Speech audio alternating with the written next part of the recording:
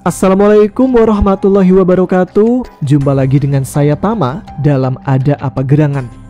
Bagaimana kabar kalian? Semoga selalu diberikan kesehatan dan juga rezeki yang cukup. Episode kali ini ada sebuah kisah nyata tentang pengalaman mistis ketika camping di sebuah daerah yang ada di Kabupaten Semarang. Langsung saja kita bacakan seperti apa ceritanya. Teman-teman Ada Apa Gerangan, ceritanya mulai dari sini. Sebelum dengerin cerita, kita siapin kopi dulu guys. Tak kasih tahu nih, kopi yang enak tapi jarang orang tahu. Namanya kopi Sri Kandi Kahvesi. Ini cocok banget nih buat harian atau diminum pas naik gunung. Mantep banget ini. Yang penasaran belinya di mana? Ini tuh bisa dibeli lewat link produk di YouTube atau link di deskripsi. Kalau beli, bilang temennya Mas Tama gitu ya, biar dapat bonus. Yuk, sekarang kita lanjut. Hai, kenalin dulu, namaku Andika. Cerita ini kejadian nyata yang aku alami sendiri waktu aku masih SMA, tepatnya kelas 2. Kejadiannya itu sekitar tahun 2002. Jadi, waktu itu lagi masa-masa libur sekolah. Dan seperti biasa, kalau libur panjang gitu, pasti ada aja ide buat ngisi waktu, sekedar biar nggak gabut di rumah. Nah, aku sama beberapa temen itu punya ide buat camping. Bukan cuma sekedar ngumpul-ngumpul biasa, tapi kita pengen beneran bikin acara yang agak niat. Biar rame, aku membuat pengumuman di tempat kursus bahasa Inggrisku yang isinya siapa saja yang mau ikut camping silakan daftar. Dan gak disangka yang daftar itu banyak banget, mungkin sekitar 23 orang, dari mulai anak-anak SMP sampai yang SMA. Karena pesertanya rame, akhirnya aku berinisiatif untuk membentuk semacam panitia kecil. Ya, biar semua bisa jalan dengan tertib. Aku bagi-bagi tugas. Ada yang mengurus tenda, ada yang mengurus peralatan masak, terus ada juga yang menyiapkan transportasi. Singkat ceritanya, hari Sabtu pagi, kami kumpul di satu titik di daerah Trengguli yang ada di Kabupaten Demak. Kita semua sudah siap-siap nih, bawa tas berisi pakaian masing-masing. Dan aku juga sudah membagi setiap anak untuk membawa peralatan seperti kompor, panci, wajan, peralatan makan, matras, dan kami juga membawa tenda pramuka yang segitiga tuh. Kalian tahu kan ya? Itu dapat pinjem dari sekolah. Transportasinya juga udah aku sewain, sebuah truk gede buat mengangkut semua orang dan barang-barang. Perjalanan dimulai pada jam 11 pagi. Di sini masih cukup seru, rame, isinya ngobrol, nyanyi-nyanyi, ketawa-ketiwi. Truk jalan ke arah Semarang, terus belok ke Ngalian. Naik terus sampai ke daerah yang namanya mungkin gak perlu disebutkan lah ya. Di sana itu ada sebuah bumi perkemahan, sekaligus ada pemandian air panasnya. Singkat ceritanya aja, kami turun di sebuah parkiran yang luas. Hawanya mulai sejuk. Dan dari situ sudah kelihatan suasana hutan-hutan pinus yang menjadi lokasi camping kita. Waktu itu suasananya masih sore, sekitar jam 3-an kurang lah. Kami semua masih semangat banget. Pas kami turun dari truk di parkiran, ternyata di sana sudah ramai juga. Lumayan banyak motor dan mobil yang parkir. Mungkin memang karena malam minggu ya, jadi banyak juga rombongan lain yang ikut camping. Di pinggir parkiran itu juga ada beberapa warung kecil. Selain jual makanan, mereka juga menjual perlengkapan tambahan buat camping. Semisal kayak air mineral, baterai, jas hujan, sandal jepit, bahkan ada yang jual matras lipat. Pokoknya kalau ada yang kurang atau ketinggalan, bisa tuh beli di situ. Warung-warung di situ juga sekalian menjadi tempat ngopi santai dan makan untuk yang males membawa bekal mentah. Kami gak mau buang waktu dan langsung saja menurunkan semua barang dari truk. Ada yang membawa kompor, ada yang gendong tas, ada juga yang membawa galon air, bawa tongkat sekalian sama wajan. Pokoknya rame banget lah. Kalau kata orang Jawa tuh berungkut gitu. alias bawaannya itu seabrek-abrek kayak mau pindahan rumah. Ada yang jalan sambil nyengir ngos-ngosan karena membawa barang berat. Ada juga yang ribut sendiri karena barangnya ketinggalan di truk. Nah, arah ke lokasi camp itu kalau dari parkiran belok ke kanan dan menanjak sedikit.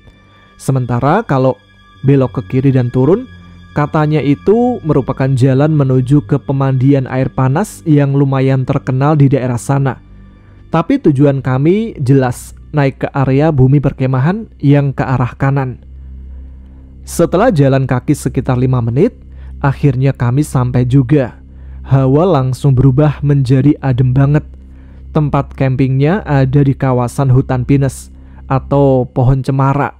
Nggak tahulah sekitar pinus atau cemara gitu, atau sama aja pinus sama cemara. Tanahnya itu datar tapi sedikit berundak, tapi agak berbatu di beberapa bagian. Dan udah ada beberapa tenda yang berdiri milik rombongan lain yang datang lebih dulu. Kami semua langsung mencari spot kosong yang enak buat mendirikan tenda. Beberapa anak langsung menggelar terpal, istirahat sambil menaruh barang-barang termasuk tenda dan lain-lain. Pokoknya sibuk semua.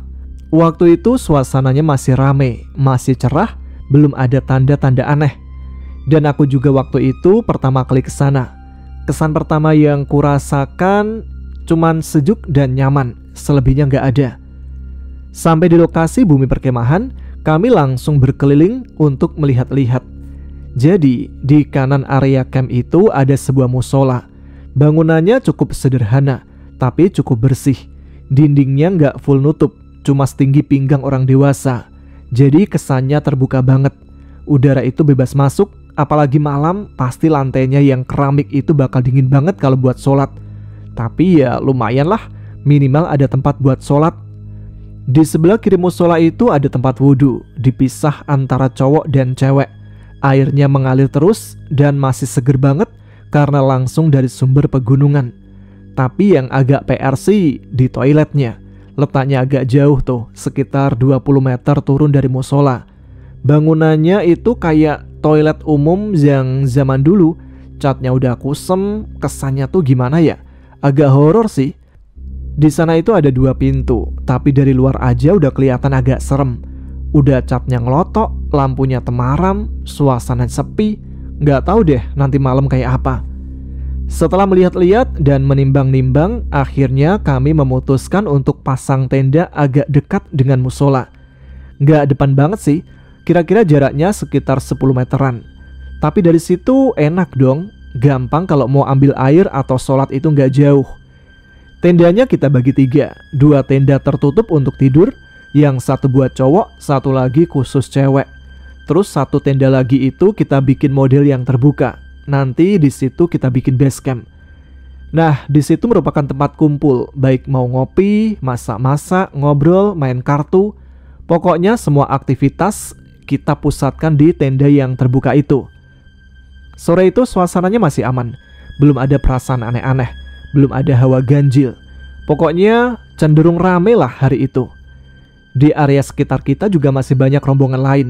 Ada yang bawa anak kecil, ada yang camping keluarga, ada juga yang remaja kayak kita. Jadi berasa rame, gak berasa serem sama sekali. Tapi sih masih sore ya, gak tahu malam nanti. Tapi begitu malam turun, suasana bumi perkemahan malah makin rame nih. Kupikir awalnya bakal makin sepi, ternyata malah sebaliknya. Orang-orang dari berbagai rombongan makin aktif. Mereka keluar semua dari tenda. Lampu-lampu tenda dinyalain, obrolannya rame pada kemana-mana. Bahkan yang bikin agak kaget tuh, sholat maghrib aja sampai harus antri. Serius, karena musolanya kecil dan banyak yang mau sholat. Jadi beneran harus gantian. Malah nih ya, aku sampai ke bagian yang mau hampir isya. Walaupun udah malam, beberapa rombongan bahkan baru berdatangan. Habis maghrib suasananya malah semakin meriah. Beberapa rombongan mulai nyanyi-nyanyi. Ada yang main gitar, ada yang pukul-pukul galon buat drum. Tapi ya itu, karena masing-masing rombongan membawa lagu sendiri-sendiri, jadi suaranya itu tabrakan. Yang sini nyanyi lagu Jamrud, sebelahnya dangdutan. Pojok yang sebelah sana malah ada yang teriak-teriak lagu Nika Ardila.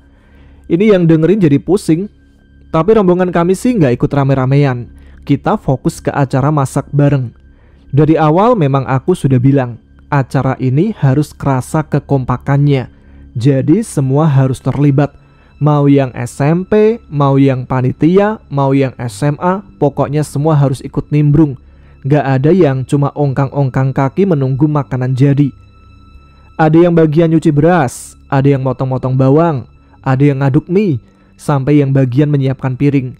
Pokoknya semua kerja dan terlibat. Setelah makan siap, ada nasi, mie goreng, telur dadar, dan sosis. Kita makan bareng sambil duduk melingkar di depan tenda. Gelapnya malam ditambah lampu senter dan lampu tenda bikin suasananya malah hangat. Suara jangkrik mulai nyelip di antara suara manusia. Hawa dingin mulai terasa. Tapi kita masih ngobrol-ngobrol santai.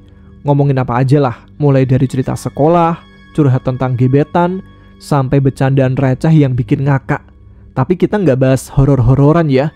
Waktu itu suasananya masih enak banget. Belum ada tanda-tanda bakal ada hal aneh. Semakin malam, suasana bumi perkemahan pelan-pelan mulai berubah. Yang tadi rame banget dengan suara orang nyanyi di mana-mana, sekarang sudah mulai reda. Satu persatu tenda mulai sepi. Lampu tenda dimatikan, suara obrolan semakin pelan dan akhirnya senyap. Tinggal satu tenda saja yang masih agak ramai, agak jauh dari tempat kami. Mereka masih main gitar, tapi sudah tidak seheboh sebelumnya. Mungkin karena capek juga. Di kelompok kami sendiri juga sudah banyak yang masuk tenda, tapi masih ada beberapa orang yang belum ngantuk termasuk aku. Kami duduk-duduk saja di base camp sambil menyeduh kopi, ngobrol ngalor ngidul, dan menikmati hawa dingin yang semakin terasa menusuk. Nah, Mas Toto, dia ini orang yang paling tua di antara kami. Asalnya dari Batang, tapi merantau ke Demak, dan sudah membuka usaha di sana. Orangnya supel, gampang akrab sama siapa saja. Tiba-tiba Mas Toto nyeletuk, enak juga ya kalau yang main gitar itu gabung ke sini, biar lebih rame sekalian. Langsung disambut setuju sama yang lain. Akhirnya Mas Toto jalan ke tenda mereka, mengajak ngobrol sebentar, dan beberapa menit kemudian beneran mereka datang ke tenda kami. Bawaan mereka lengkap, bawa gitar, kopi, dan satu kantong gede keripik singkong. Jadilah malam itu kita campur jadi satu, rombongan kami sama rombongan mereka. Gak ada yang kenal awalnya, tapi karena musik dan sambil ngopi, semuanya jadi cair. Lagu-lagu dinyanyikan satu persatu. Ada yang nyanyi bagus, ada yang suaranya pas-pasan, tapi masih pede. Dan malah itu yang membuat semua ketawa. Kita begadang bareng di situ sampai subuh, gak tidur sama sekali. Waktu subuh, udara semakin dingin. Beberapa dari kami sudah mulai mengantuk. Ada yang masuk ke tenda, ada juga yang sholat subuh dulu di musola. Karena malamnya begadang nyanyi-nyanyi sampai subuh, aku baru tidur pas matahari sudah nongol. Tidur juga cuma numpang merem aja ini, dan baru kebangun sekitar jam 10 pagi. Itu pun bukan karena suara atau dibangunin orang, tapi karena tenda mulai gerah banget. Satu sisi tenda itu udah kena paparan matahari langsung, jadi kayak oven panasnya. Pas keluar tenda, langsung disambut angin sejuk yang ngademin muka. Wah, enak banget nih rasanya. Udara pagi di pegunungan emang beda sih. Walaupun mataharinya nyolot, tapi anginnya tetap adem.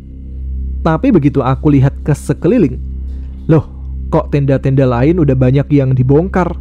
Beberapa rombongan ternyata sudah mulai beres-beres dari pagi. Area sekitar jadi agak sepi, gak seramai semalam. Aku jalan sedikit ke base camp, menemui Tobil yang sedang jongkok di depan kompor sumbu, sibuk ngoprek sumbunya. Buat yang gak tahu nih ya, zaman itu kita masih pakai kompor sumbu yang pakai minyak tanah tuh. Belum zamannya kompor portable atau yang kayak sekarang pakai gas. Hidupinnya juga kadang ngeselin, harus sabar.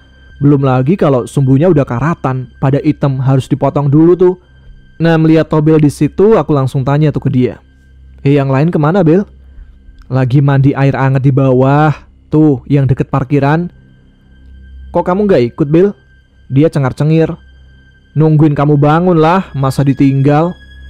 Akhirnya aku ajak dia berangkat juga ke bawah. Tenda ditinggal, tapi masih ada Mas Toto yang jaga sih. Kami jalan bareng ke arah parkiran, terus mengambil jalan yang ke arah bawah. Itu jalur menuju pemandian air panas. Jalannya itu kalian bisa bayangin berupa anak tangga dari separuh semen, tapi ada yang masih tanah. Lumayan panjang dan turun terus. Yang bikin males ini udah kebayang nih, bakal ngos-ngosan kalau naik. Sampai di bawah pemandangannya udah beda banget. Ada beberapa kolam pemandian, airnya itu beruap, dan ada juga pancuran yang ada di pinggir yang airnya lebih panas dari kolam. Anak-anak rombongan kami udah banyak yang nyemplung. Ada yang pada ngaso, ada yang tidur-tiduran di pinggir kolam, ada yang pada main terjun-terjunan. Pokoknya happy-happy lah. Langsung aja aku dan Tobil itu nyebur, dan rasanya wah surga banget. Badan yang tadinya capek, ngantuk, dingin-dingin habis begadang, terus nyemplung ke air hangat yang alami, wah nikmatnya nggak bisa dijelasin. Selesai berendam di kolam air hangat, badan udah mulai seger lagi. Tapi rasa penasaran malah semakin menjadi. Soalnya, tadi pas jalan ke pemandian, aku itu sempat melihat ada jalan setapak ke arah atas yang kayaknya menuju hutan. Nah, katanya di situ ada air terjun. Akhirnya aku mengajak Tobil dan Edi untuk naik ke atas, sekalian explore. Dan Tobil sama Edi tuh setuju-setuju aja. Toh juga udah pada malas lama-lamaan ngendon di kolam kan. Jalannya agak nanjak dan mulai sepi, karena kebanyakan orang itu cuma mandinya di kolam bawah saja, jarang yang naik ke atas. Setelah jalan beberapa menit, ketemulah dengan air terjun pertama.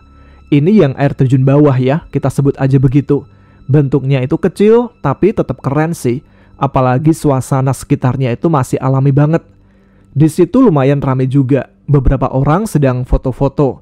Anak kecil ada yang main air, ada juga yang buka bekal kayak piknik gitulah di batu gede yang ada di pinggir air. Tapi kita nggak berhenti di situ. Kita lanjut jalan lagi naik ke atas. Bener aja. Sekitar 50 meter ke atas itu ada air terjun satu lagi. Nah, yang ini lebih gede debit airnya. Jatuhnya juga lebih tinggi. Tapi di sana sepi. Gak ada orang selain kami. Tapi ternyata waktu kita udah sampai di atas, ternyata nggak sendirian 100% nih. Di balik batu gede yang rada nyempil di situ, ada sepasang muda-mudi yang lagi pacaran. Ya udah tau lah gayanya gimana. Duaan, tempat sepi, di bawah air terjun. Tak jelasin sedikit lah. Si cowoknya itu duduk deket ceweknya. Mereka berdua itu nyemplung ke kolam kecil yang ada di bawah air terjun. Jadi cowoknya itu di belakang, ceweknya itu di depan, dipeluk gitu dari belakang. Pas kita bertiga datang, langsung kelihatan tuh muka ceweknya berubah, rada cemberut, kayak kecewa gitu. Kayaknya momen romantisnya keganggu. Mungkin belum klimak kali ya, udah keduluan kita datang. Si cowoknya juga kelihatan agak kesel, tapi tetap sok cool. Aku, Tobil sama Edi itu pura-pura nggak tahu. Kita malah sok cuek main air di kolam yang sama. Ciprat-cipratan sambil ketawa ketiwi. Ya sekalian aja gangguin mereka. Soalnya situasinya juga udah nggak bener sih. Mereka berdua berendam, nggak tahu tuh tangannya yang di bawah itu pada kemana.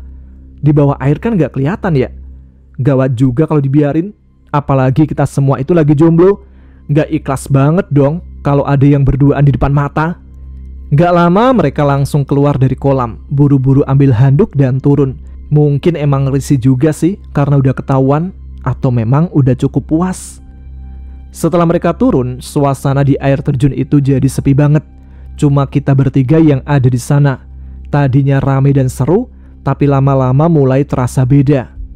Tiba-tiba si Tobil itu bilang, "Bos, pengen pipis nih, tak pipis di air ya?" Ngawur kamu, nanti airnya ikut anget. Sana cari tempat, tak usir tuh. Sambil ngakak dia keluar dari air dan kencing di semak-semak. Tapi waktu itu nggak tahu tuh di mana orangnya kencing, soalnya nggak kelihatan. Karena semakin lama di air terjun atas mulai kerasa dingin, apalagi airnya kan dari pegunungan langsung. Kita bertiga memutuskan untuk turun lagi ke bawah, balik ke kolam air hangat yang tadi yang deket parkiran. Pas nyampe bawah, suasananya masih rame, tapi nggak serame pagi tadi. Ada beberapa rombongan yang sudah beres-beres atau ganti baju. Kami nyemplung sebentar sekedar menghilangkan dingin yang ada di badan. Terus habis itu bilas di pancuran yang ada di pinggiran. Jadi aku jelasin dulu pancuran ini kayak gimana ya, soalnya nanti kedepannya bakal ada cerita yang berhubungan dengan pancuran ini. Pancurannya itu agak tertutup, Jadi tidak ada pintu, tapi dia tertutup tembok. Kayak zigzag gitu lubang pintunya. Gimana ya bayanginnya? Tapi airnya di dalam itu beda panasnya. Nggak kayak yang di air kolam, itu lebih panas banget. Jadi airnya itu ngalir lewat kayak peralon gitu. Singkatnya aja, selesai bilas, kita udah siap balik naik ke tempat camping.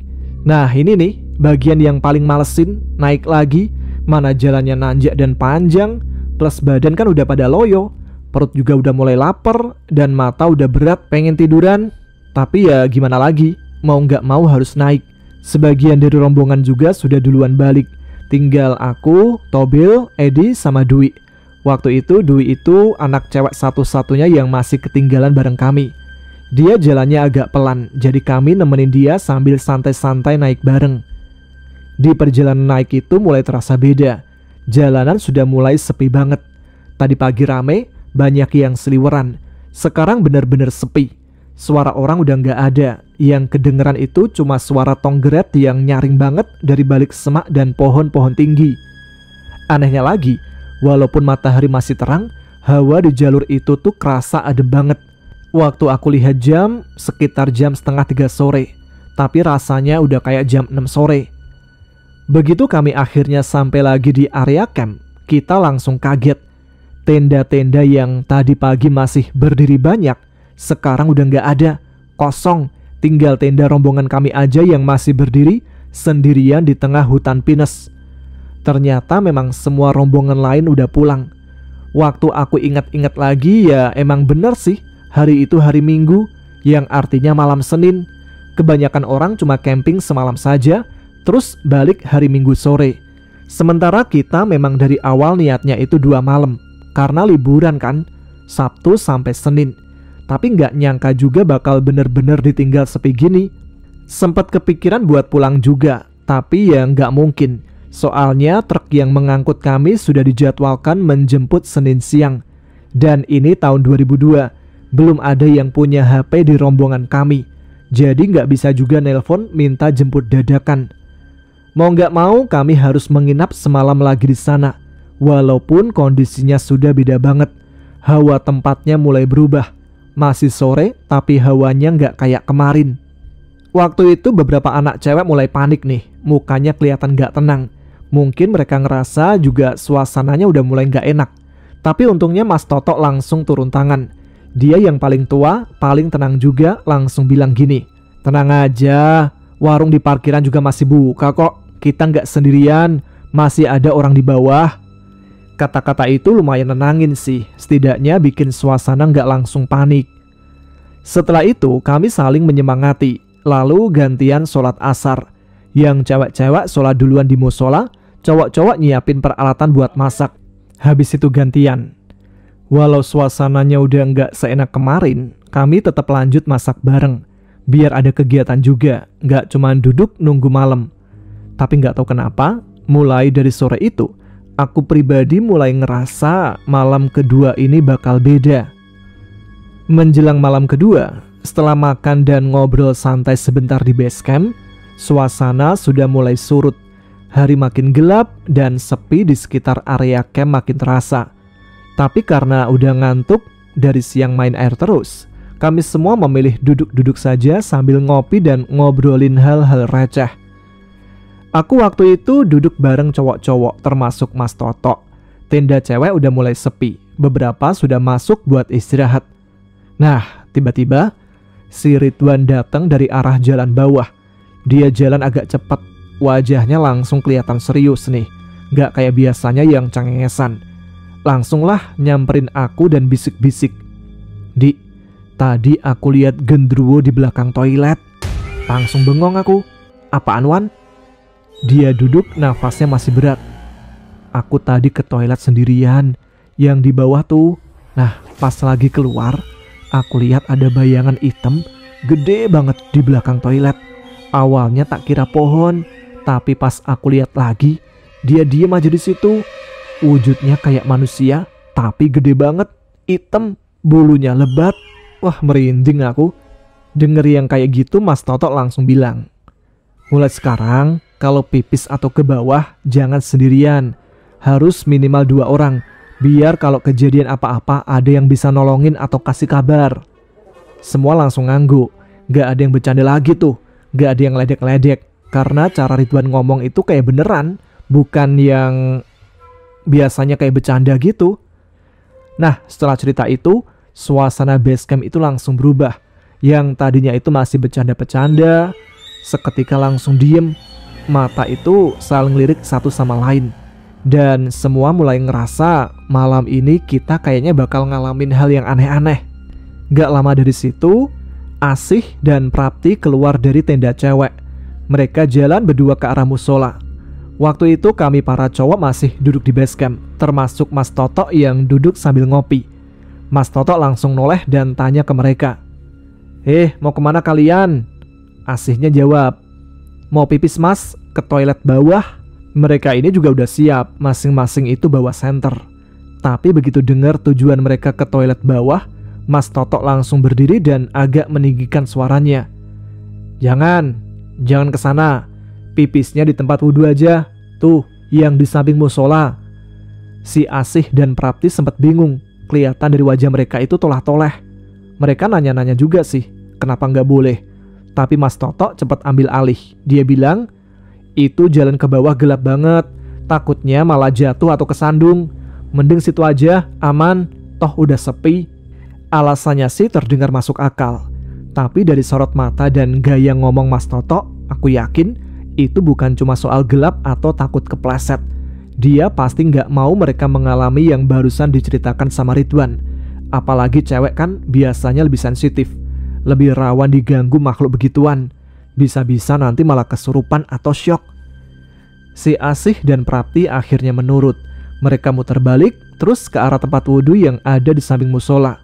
Tempatnya nggak terlalu tertutup sih, tapi masih cukup lah buat sekedar buang air kecil kalau darurat. Sambil jalan mereka masih sempat ngobrol kecil. Mungkin masih bertanya-tanya kenapa dilarang ke toilet yang di bawah. Tapi nggak lama kemudian mereka balik lagi ke tenda dengan aman. Habis itu Mas Toto langsung wanti-wanti ke semua orang. Kalau nanti malam ada cewek yang mau pipis, arahin aja ke tempat wudhu. Jangan ke yang di bawah, bahaya. Kita semua manggut-manggut, gak ada yang berani ngeyel. Karena dari semua yang ada di sana, cuma Mas Toto yang kelihatan paling ngerti. Sekitar jam 8 malaman, aku pikir belum malam-malam banget lah ya. Tapi karena sepi, rasanya kayak udah tengah malam. Saat itu, tiba-tiba ada 2 anak SMP dari rombongan kami yang keluar tenda. Yang satu namanya Winda, satu lagi kayaknya namanya Sari deh. Dan mungkin juga udah dikasih tahu sama Asih atau Prapti sebelumnya. Jadi mereka itu langsung jalan aja ke arah musola. Karena tujuannya itu ke musola, aku dan Mas Toto ya nggak mikir macem-macem. Kita duduk aja di base camp. Tapi nggak lama kemudian, waktu mereka udah balik dari arah tempat wudhu, jalan sekitar 5 meteran gitu, si Winda ini tiba-tiba berhenti. Diem aja kayak patung. Sari yang di sampingnya kelihatan bingung, nepuk-nepuk tangan Winda sambil manggil-manggil. Tapi si Winda ini malah tetap diem. Nah, makin lama Sari ini mulai panik nih. Dia teriak-teriak. Akhirnya bilang, "Mas, tolong mas, ini Winda kenapa mas?" Aku, Tobil, sama Mas Toto langsung lari ke arah mereka.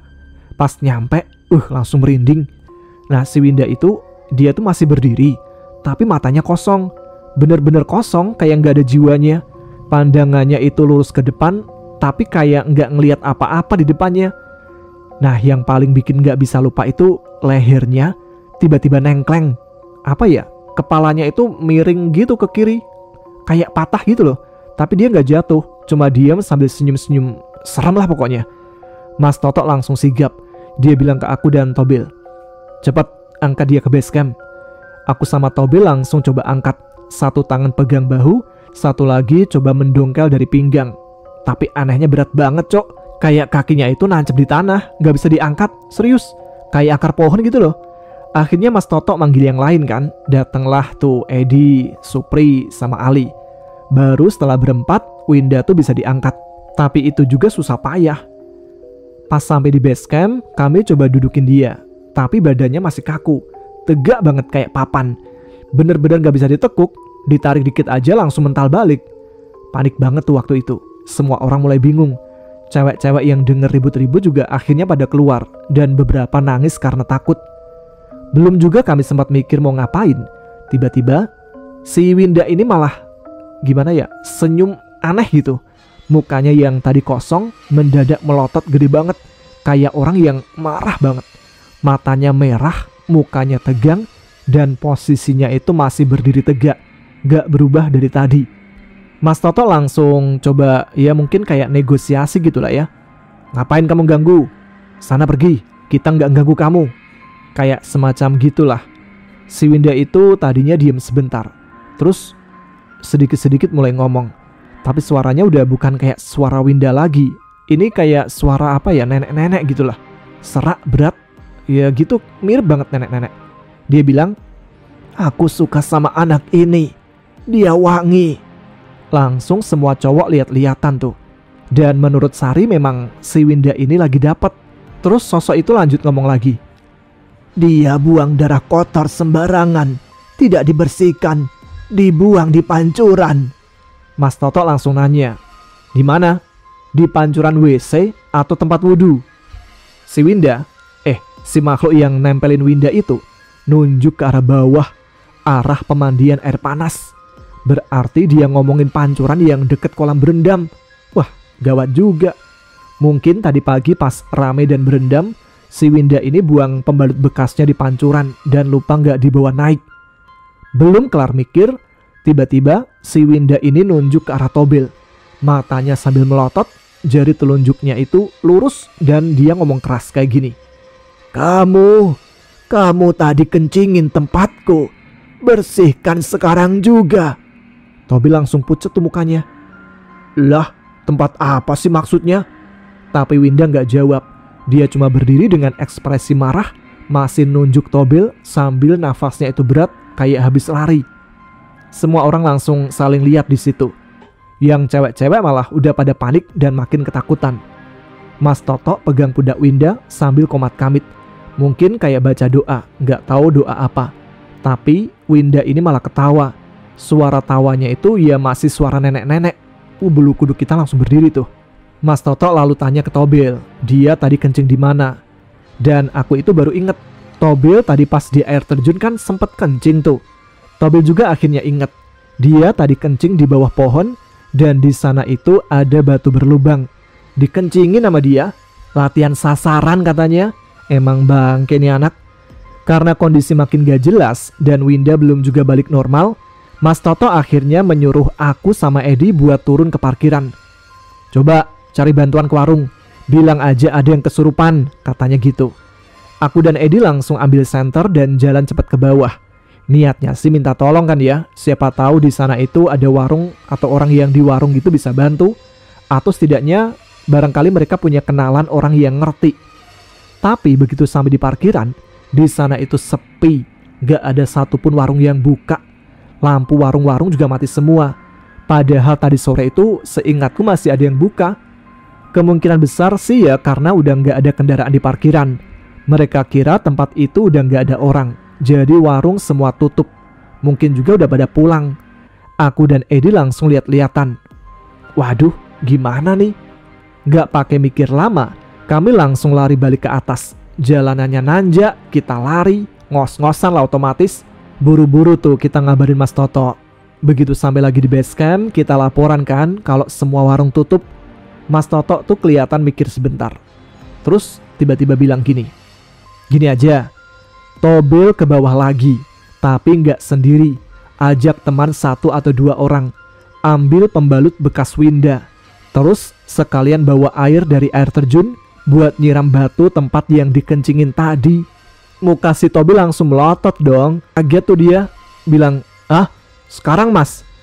Iyalah sekarang. Jangan ditunda-tunda. Mampus. Wajah Tobel langsung berubah. Panik. Udah dingin, sepi, gelap. Sekarang disuruh ke lokasi yang tadi disebut sendiri sama makhluk yang nempel di Winda. Di tempat camp yang ramai begini aja bikin merinding. Sekarang disuruh turun ke lembah, cari pembalut, terus ke air terjun. Tobel mulai gelisah tuh. Dia rada-rada protes. Lah, itu tempatnya jauh mas, gelap banget, beneran nih. Tapi Mas Toto tetap bilang, gak apa-apa, Nggak sendirian kan? Biar beres, kalau nggak diberesin sekarang bisa makin parah. Akhirnya si Tobil kampret ini bilang gini, "Bos, ayo temenin." Nunjuk ke aku, si kampret. Padahal kan ada banyak teman lain, tapi dia malah nunjuk aku. Belum sempat aku nolak atau pura-pura mungkin ngeluh karena masuk angin, Mas Toto udah potong. "Di, temenin Tobil ya, ajak Edi juga. Kalian bertiga." Ya udah, mau nggak mau ya berangkat. Bawa senter gede tuh yang biasa buat ronda keliling kampung, yang baterainya yang gede ada isi 3 tuh ya. Kita jalan tuh bertiga, turun pelan-pelan sampai di parkiran. Kita sempat berhenti sebentar buat ngumpulin mental. Dan Tobil di situ sempat bilang, "Nanti kalau ada apa-apa, jangan ada yang lari, diem aja bareng-bareng. Ingat ya, jangan ada yang lari, diem aja bareng-bareng."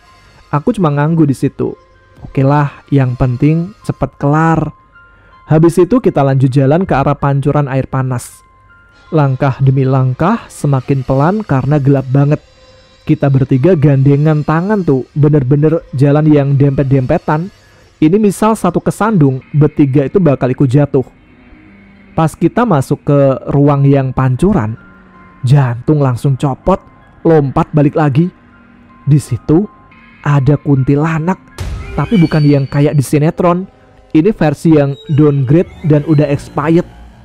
Mukanya tuh tua, keriput, rambutnya acak-acakan, pakai daster putih, gede banget, tapi udah kotor dan baunya busuk banget, campuran antara bangkai dan nanah. Parahnya lagi, dia lagi ngejilat pembalut yang nempel di atas pancuran. Pembalutnya si Winda yang jadi pemicu dari semua kekacauan ini. Kita bertiga langsung bengong, gak ada yang bisa ngomong, cuma lihat-lihatan dengan tatapan, "Anjir, kita ngapain di sini coba?" Akhirnya Edi nyeletuk pelan, "Udah, nanti aja kita ambilnya. Tunggu si Kunti ngefly dulu. Kita ke air terjun dulu."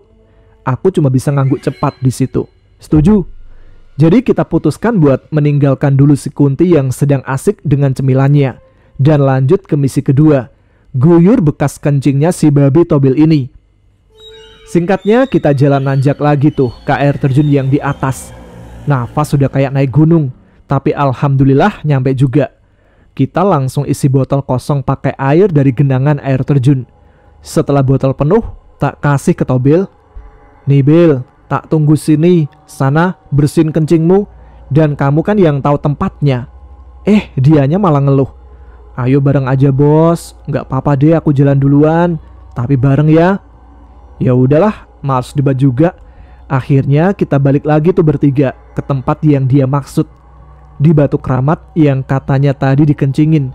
Dan emang bener, di bawah salah satu pohon yang gede di sana, itu tuh ada batu yang agak gepeng, tengahnya kayak cekungan gitu. Tobil buka botol, dengan tangan gemeter, pelan-pelan dia tuangin air dari botol ke batu itu. Tapi nih ya, baru nyiram setengah botol, tiba-tiba ada suara ketawa kuntilanak. Langsung tuh bulu kuduk naik semua.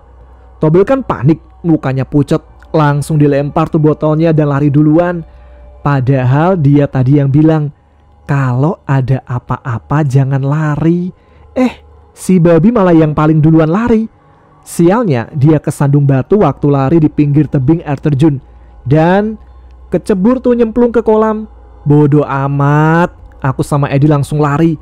Biarin dah Tobil berenang bareng tuyul sekalian. Pas udah agak jauh, baru tuh Tobil nyusul dari belakang. Bajunya basah kuyup kayak anak hilang habis kehujanan. Sampai di luar bangunan pancuran, kita bertiga berdiri dulu, diem, deg-degan lagi. Gimana enggak? Tadi kita ninggalin tempat itu pas ada neneknya kuntilanak lagi ngejilat pembalut. Kami pun pelan-pelan menengok ke dalam. 3 kepala langsung nyembul barengan dari pintu.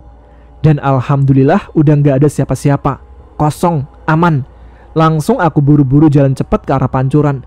Melihat tuh pembalut masih nempel di ujung kran pancuran yang gak kepake. Langsung tak comot dan gak mikir panjang, masukin ke kantong kresek yang udah kita siapin. Tutup rapet, bawa, lari kita.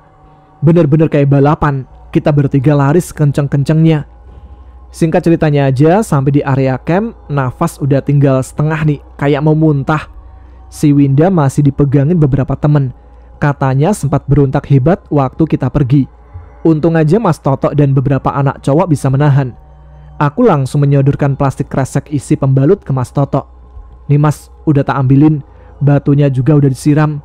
Mas Toto ngangguk. Terus dia mendekati Winda pelan-pelan, duduk di depannya dan bilang, "Sana pergi, rumahmu udah dibersihin tuh." Dan Winda langsung pingsan.